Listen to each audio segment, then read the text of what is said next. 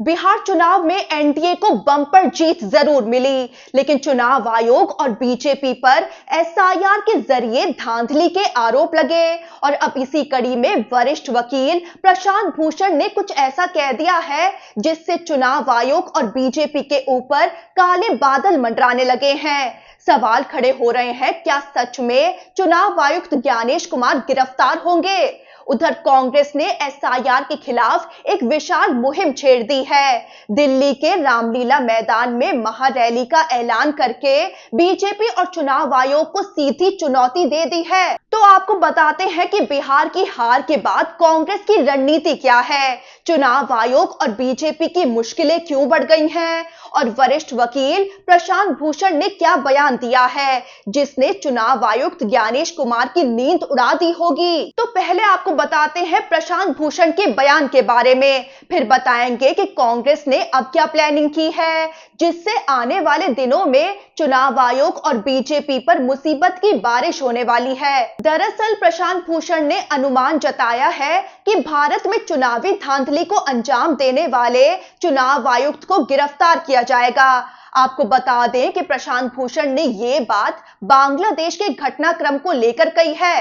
दरअसल इस साल जून में बांग्लादेश के पूर्व मुख्य चुनाव आयुक्त के.एम. नूरुल हुदा को चुनाव में हेराफेरी के आरोप में ढाका में गिरफ्तार किया गया था। इसी से जुड़ी एक वेबसाइट की खबर को सोशल मीडिया पर शेयर करते हुए प्रशांत भूषण ने भारत में भी ऐसा ही होने का अंदेशा जताया। प्रशांत भूषण ने लिखा कि एक दिन भारत में भी ऐसा ही होगा। तो प्रशांत भूषण के इस ट्वीट ने बीजेपी और चुनाव आयोग की मुश्किलें बढ़ा दी हैं। उधर कांग्रेस ने तो चुनाव आयोग और बीजेपी की नींद उड़ाने की तैयारी कर ली है। दरअसल विपक्ष चुनाव आयोग पर धांधली के आरोप लगातार लगा रहा है। राहुल गांधी बकायदा प्रेस कॉन्फ्रेंस करके वोटर लिस्ट में गड़बड़ियों को उजागर कर चुके हैं। अब एसआईआर यानी वोटर लिस्ट रिवीजन प्रक्रिया के जरिए बिहार चुनाव में तो पूरी तरह वोट चोरी की बात कही जा रही है। दरअसल बिहार विधानसभा चुनाव में महागठबंधन की बुरी हार हुई। 243 में से आरजेडी सिर्फ 25 सीटें, कांग्रेस सिर्फ 6 सीटें और वाम दल 3 सीटों पर सिमट गए। इसके बाद विपक्ष आग बबूला हो गया। एसआईआर के तहत वोटर लिस्ट में गड़बड़ी और चुनाव में धांधली के आरोप लगने लगे। बुरी हार के बाद कांग्रेस ने रणनीतिक समीक्षा बैठक बुलाई। पार्टी मुख्यालय इंदिरा भवन में कांग्रेस अध्यक्ष मल्लिकार्जुन खड़गे ने उन 12 राज्यों और केंद्र शासित प्रदेशों के प्रभारियों, राज्य इकाई प्रमुखों, कांग्रेस विधायक दल के नेताओं और सचिवों के साथ समीक्षा बैठक की, जहां बिहार के बाद अब एसआईआर प्रक्रिया चलाई जा रही है। इस बैठक में राहुल गांधी भी मौजूद रहे।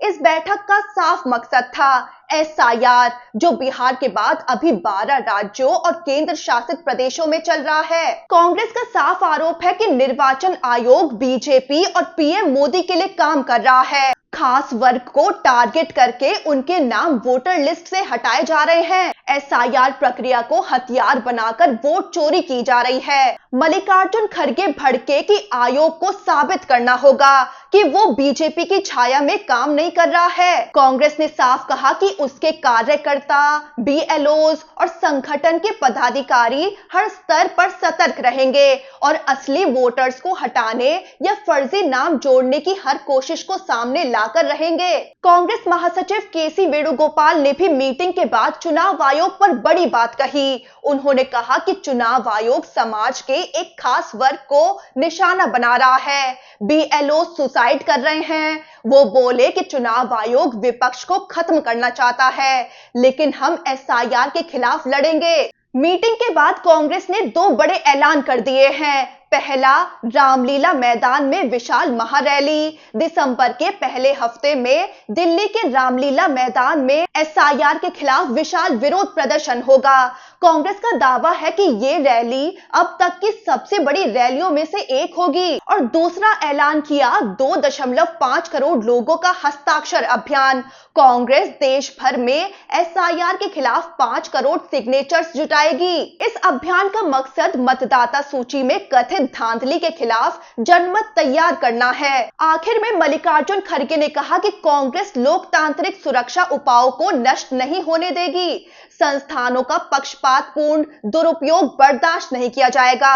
अब कांग्रेस एसआईआर के खिलाफ पूरी ताकत लगा रही है। रैलियां, अभियान, मीटिंग्स और राष्ट्रीय स्तर पर प्रेशर बनाया जाएगा। वहीं आपको बता दें कि बिहार के बाद जिन 12 राज्यों और केंद्र शासित प्रदेशों में एसआईआर यानी वोटर लिस्ट रिवीजन की प्रक्रिया चलाई जा रही है, इसको लेकर तमिलनाडु की सत्तारूढ़ पार्टी डीएमके, पश्चिम बंगाल की ममता सरकार, पश्चिम बंगाल की कांग्रेस और केरल की सत्तारूढ़ पार्टी सीपीएम ने इस प्रक्रिया के खिलाफ सुप्रीम कोर्ट में याचिका दाखिल कर डाली और चुनाव आयोग को अदालत में घसीट लिया।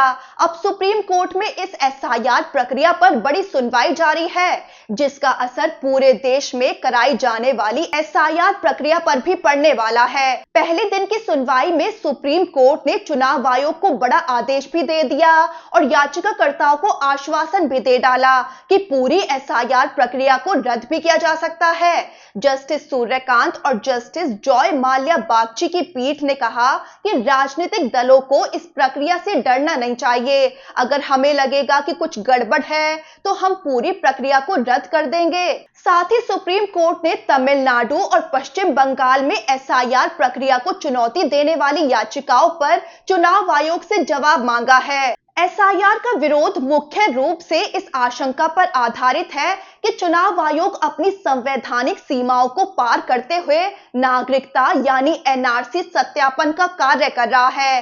विपक्ष का आरोप है कि ये प्रक्रिया आगामी महत्वपूर्ण चुनावों से पहले एक खास राजनीतिक एजेंडे के तहत की जा रही है। चुनाव आयोग और बीजेपी की मिली भगत के आरोप लग रहे हैं। वहीं अब सुप्रीम कोर्ट ने आदेश दे दिया है कि अब चुनाव आयोग के जवाब मिलने के बाद 26 और 27 नवंबर को याचिकाओं पर अगली सुनवाई होगी। कोर्ट अंतरिम राहत यानी एसआईआर पर रोक की मांग पर भी सुनवाई करेगा।